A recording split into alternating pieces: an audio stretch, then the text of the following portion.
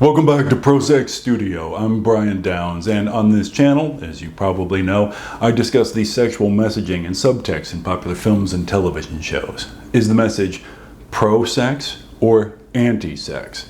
And what I've been finding is that the message is usually anti-sex. In fact, we are bombarded in our popular entertainment with the message that sex is bad and shameful and evil, and that you should feel terrible about your own sexuality. So, what does Blockers, the teenage sex comedy, have to say on this subject? Our setting is suburban Chicago, 2018.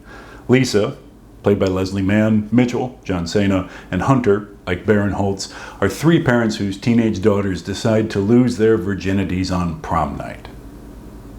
We start with a scene where Mitchell finds some unfamiliar V-cut panties in the household laundry. Delighted that his wife, Marcy, has added these to her wardrobe, he goes to her and tells her what plans finding this costume has inspired him to make. He puts the panties in his mouth to demonstrate. Marcy tells him, "Honey, Mitchell, those are your daughters." Mitchell convulsively spits the panties out and replies, "No way! Kayla wears cleats and Bears jerseys, not some dirty stripper underwear. What am I, giving her allowance in singles? Go tell her she can't wear these. Tell her they'll make her sterile." Sexy underwear will damage your ability to have a family.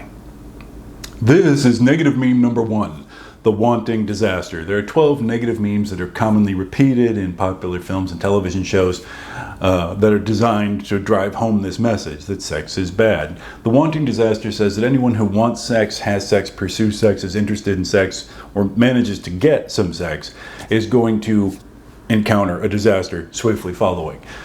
What happens here? Mitchell starts out excited by the idea of seeing his wife modeling this item he's found in the laundry, and he goes to his spouse and lover to tell her all about it. But before he gets so much as a single kiss, he learns that he has his daughter's panties in his mouth and is disgusted. This is also the negative meme, danger is sex. Sex is often presented as dangerous just because it's sex. It's frightening, it's scary. Conversely, it's sometimes that danger is presented as sexy. But in this case, Mitchell reacts with panic and disgust to the idea that his daughter, an adult woman, might be interested in sex. In the next scene, we get a laugh when Mitchell finds an electric vibrating device in his daughter's bedroom. Cena makes a great face that tells us all we need to know about his feelings, but it turns out to be only a toothbrush. Dangerous sex. Then we move to the three girls in the high school cafeteria. Julie, Lisa's daughter, announces to her BFFs, Sam and Kayla, that "I am having sex." What she means is that she has decided to have sex with her boyfriend Austin for the first time because prom night is the perfect occasion. This sounds so good to Kayla that she announces that she is going to have sex tonight too, with her lab partner, Connor, who is not her boyfriend or anything, but who cares? Sam is much more hesitant. Maybe something will happen tonight between her and Chad, she says, but who knows? Also, who is Chad? Because we don't know, he is not explained, but judging by how Sam was eye-banging that Asian chick at the next table, we know that Chad's going home in an Uber. This is a comedy, and the scene is played for laughs, but in an unusual turn of events, the laughs are not about shame.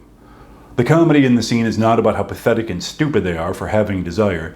It's about their jubilance. That's remarkable. It is rarely seen. I have to give Blockers credit in this scene. But I have to note that neither Julie nor Kayla have given one thought to their target's opinions.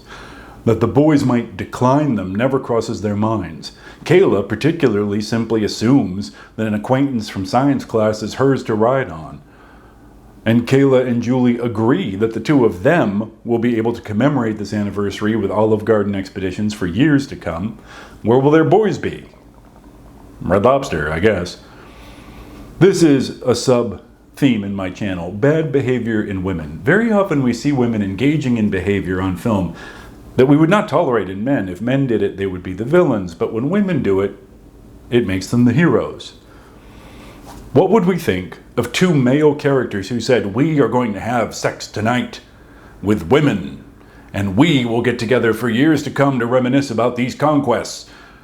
The conquests themselves are who cares where. The next event on the agenda is a pre-prom get-together in the backyard. This is where Sam's bio-dad, Hunter, shows up, a comedy character out of the man-child mold. He wasn't invited, but he shows up in a limousine anyway. Lisa and Mitchell would rather he hadn't. Hunter is a divorced fucker of babysitters. Your problem is sex. This is one of the most popular negative memes. When a protagonist is interested in sex or has a sexual past, this is often presented as their problem, the thing they have to struggle against, to give up, to overcome in order to be a better person. Why should Hunter be shunned? Because he had sex. Why did he get divorced? Because he had sex. Sex is the worst thing you can do. This theme is reinforced a moment later when Hunter makes a joke about watching Asian porn. Mitchell, offended, replies, "My wife is Asian." Well, Hunter meant East Asian, but this is totally nonsensical. Hunter is sexually attracted to East Asians, and this is somehow an insult to Mitchell's Indian American wife. If Hunter had said Caucasian porn, would that be an insult to Lisa, the white woman standing in front of him? No. The problem is that Hunter made a quip about sex, not having it, but watching it on a screen. Your problem is sex. We move directly from that to Kayla introducing her date, Connor, the lab partner, to her dad. Mitchell glares Connor away, then takes out a knife to demonstrate the proper technique for stabbing an assailant in the groin. So, the kids are off to prom, but then the parents learn about the sex pact when some text messages get mirrored on Julie's open laptop at home. Mitchell and Lisa freak out because danger is sex.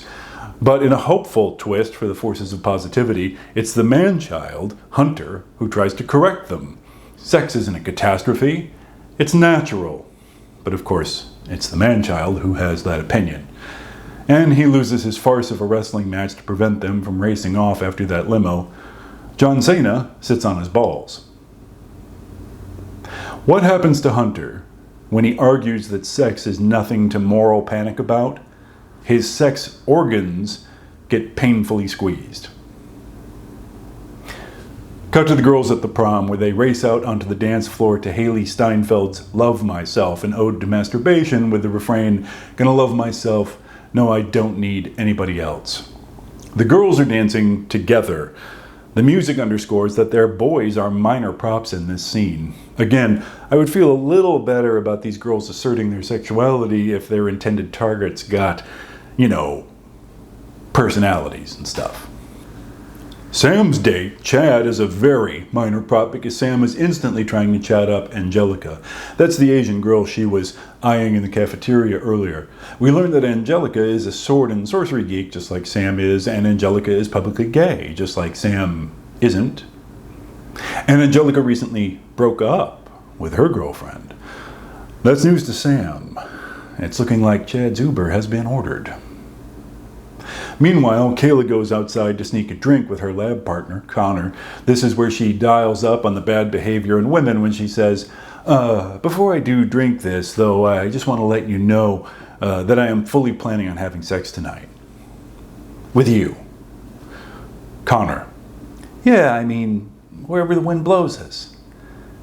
Kayla. Well, the wind's going to blow us there. Connor. Wherever the night takes us. Kayla. It's going to take your penis into my vagina. Connor. Okay, if the universe wills it. Kayla. And the universe will it. Connor laughs and says, thanks for letting me know, I guess. A few points. Until about 8 hours ago, Connor was an acquaintance of hers from science class. Then Kayla decided that they were going to do it on prom night, that night. Lucky for her, Connor apparently had no date, but he did have a tuxedo.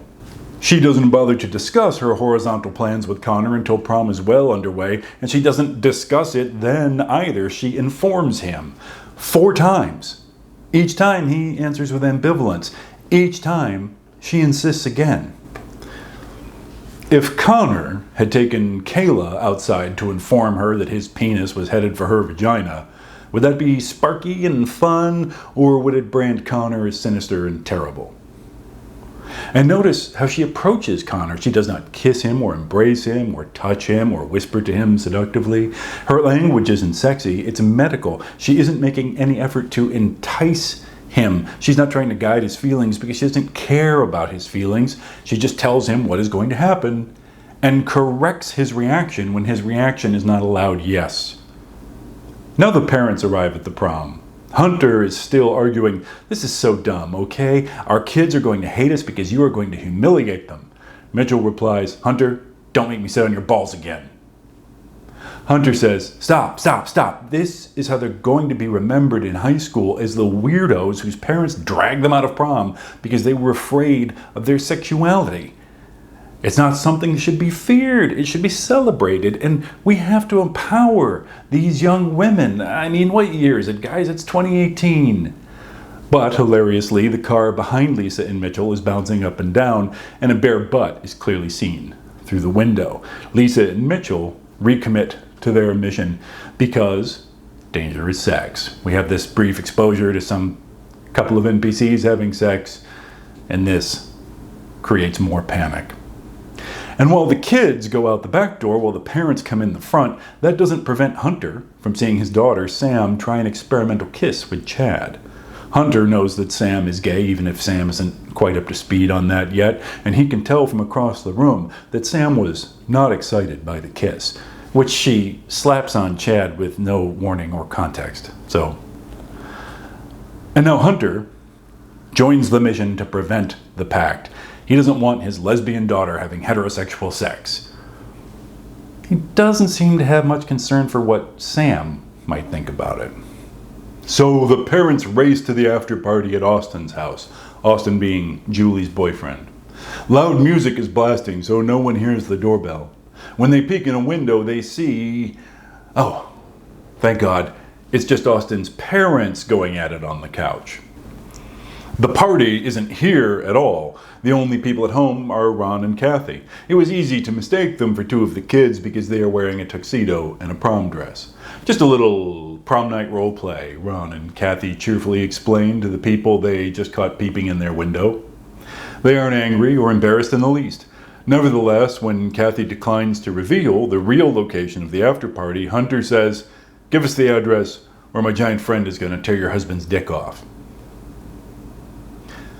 Let's review. A married couple are having sex alone in their own home when three uninvited, unexpected guests start peeping in their windows, then threaten to permanently maim the husband's reproductive organs. This is danger is sex. Two people in a sexual situation, a dangerous situation follows immediately. It's also the wanting disaster. Having sex leads to a bad result.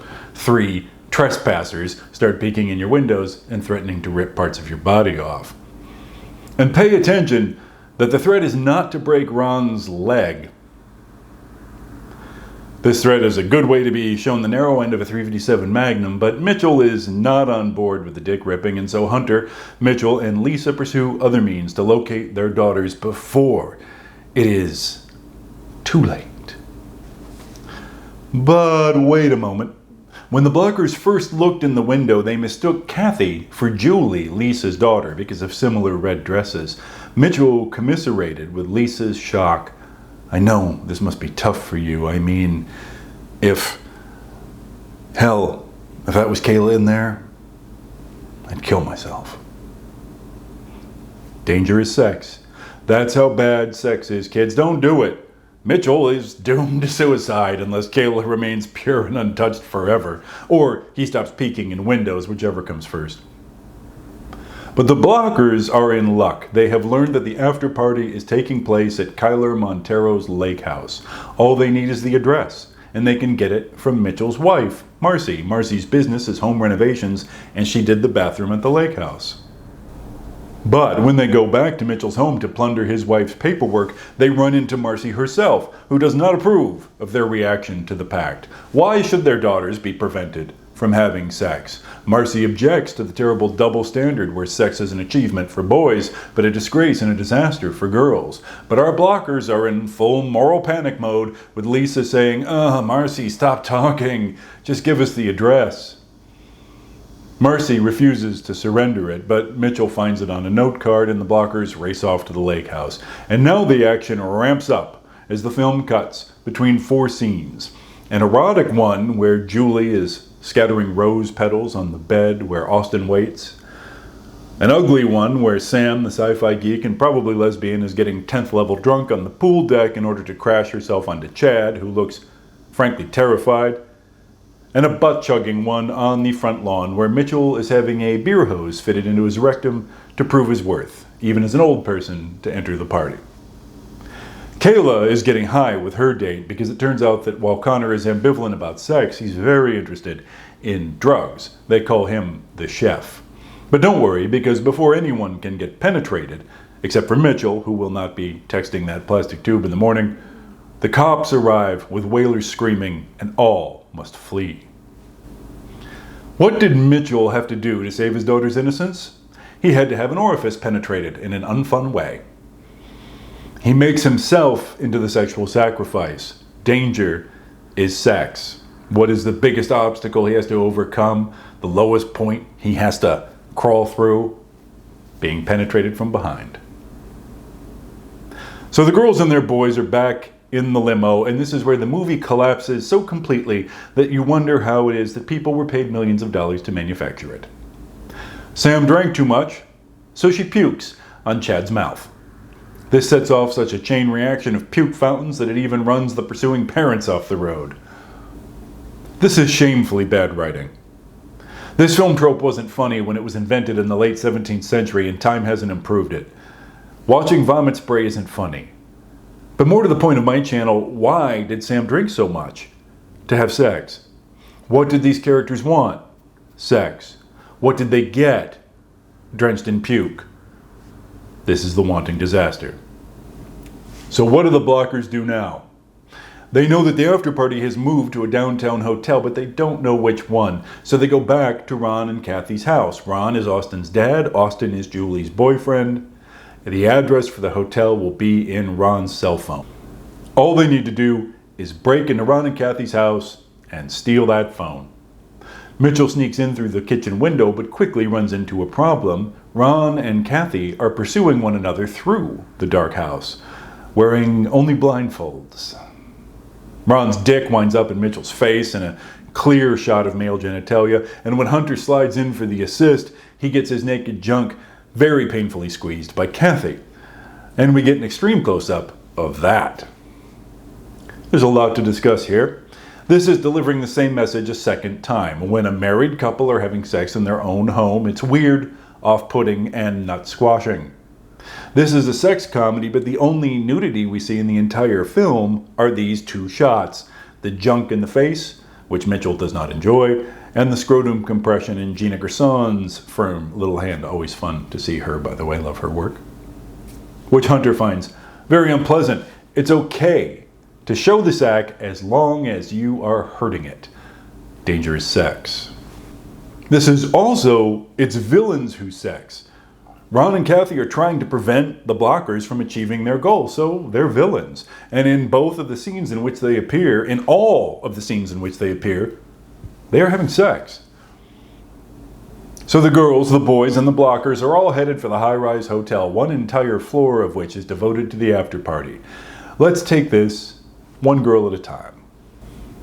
Lisa manages to sneak into the room that has been prepared for her daughter's deflowering, but at the last minute comes to her senses, does not interfere, and sneaks out again. Single mother Lisa is afraid of dying alone, but she realizes that she has to let her daughter grow up and live her own life. Dying alone?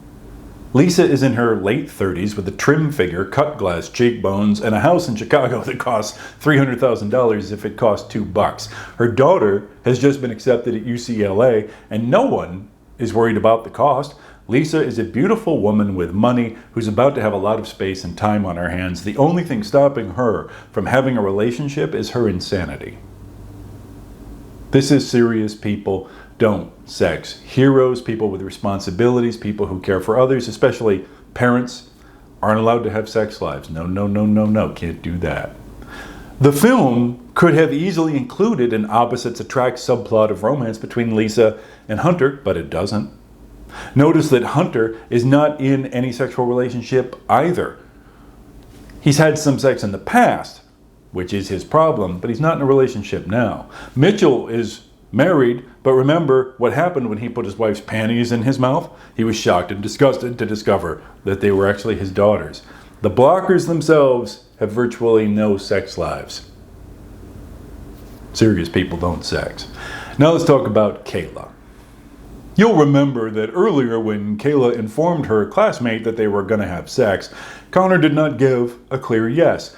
3 more times she insisted, and 3 more times he didn't agree.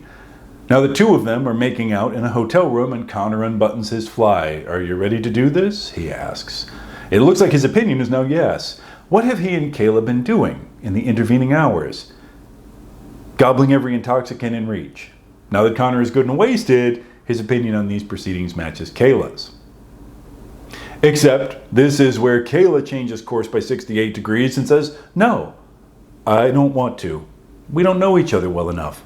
Maybe Monday would be better for getting it on." It's early Saturday morning now. Monday would be better. Connor, of course, instantly does up his fly. He does not display the slightest annoyance at her behavior this evening, which has run from, "Be advised that we are going to have sex later. Yes, your penis is going to be in my vagina. I insist that you agree," to, "Now that your fly is open, I'm going to have to reschedule." Connor's a good boy. He's not allowed to be annoyed or perplexed or quite finished with her shit. He blandly accepts whatever emotional hairpin turns she throws him through. He doesn't storm out. He just accepts the next emotional hairpin turn, which is Kayla's suggestion that while they aren't going to have sex, he can go down on her and she can owe him one. Connor's fly is going to stay buttoned, and he is going to obey. Would we admire Kayla's behavior in a male character if it had been Connor doing this to Kayla? Would we think that was heroic? This is bad behavior in women. But this oral action doesn't get far, because this is when Mitchell, who has been throwing doors open all through the hotel, bursts in, picks Connor up, and uses his body to turn a hotel room dresser into garbage splinters. This is obviously the wanting disaster. Connor gets badgered into a sexual encounter. Connor gets body slammed right through a piece of furniture. It's all right, though. He's not hurt. Somehow, once Connor has crawled to safety, this invasion scene turns into a touching heart-to-heart between father and daughter. Kayla asks, "God, why is sex even bad?" Mitchell replies, I don't know. I'm just trying to be the best dad I can be." Dangerous sex. No one, not Kayla, not Connor, calls the police or soaks Mitchell down with pepper spray. Mitchell can offer no rational explanation for his actions.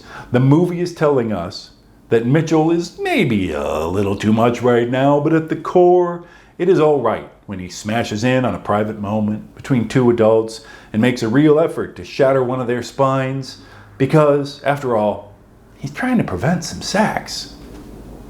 If Connor had been braiding Kayla's hair or cooking her some sushi or trying to sell her an '09 Camry, would it be all right for Mitchell to bash his way in and start using him as a remodeling tool? No, it would be psychotic. But in this case, it is proof of his love as a father.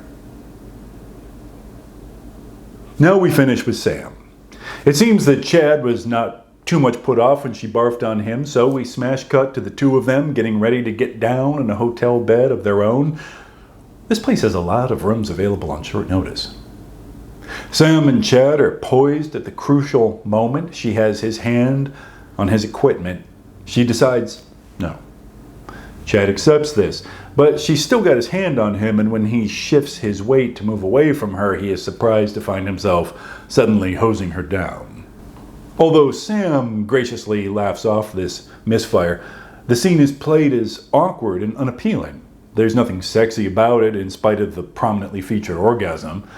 The point of this scene is that Sam should not be in it because she is a lesbian. Dangerous sex. This is off-putting. This is gross.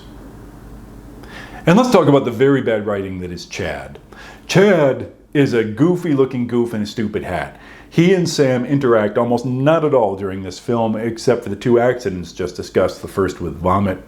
And from this, we're supposed to learn that Sam is a lesbian. A much better way to make that point would have been to present Chad as a cute nerd. He and Sam could have a scene where they talk enthusiastically about Winterfell and Rivendell and Bazinga. They've got a lot in common. Chad would be a great choice for Sam's boyfriend then, when she decides, no, it will be clear that it's not about Chad, it's about her orientation. Not Chad's doofus hat perched above his galumping face. So, Hunter has no opportunity to ruin any furniture when he bursts in, all but accusing the now absent Chad of rape. Father and daughter have a heart-to-heart, and in a moment of excruciating writing, Sam tells her father that she is a lesbian. He is profoundly touched that he is the first person she has confided this in. She is too nervous to tell her two best friends. Hunter is amazed. You're nervous to tell Kayla and Julie? Sam replies, I don't want to lose my two best friends. This is astonishing nonsense. Sam has grown up in an affluent Chicago suburb in the early 21st century where teenagers practically compete with one another to be the least heteronormative.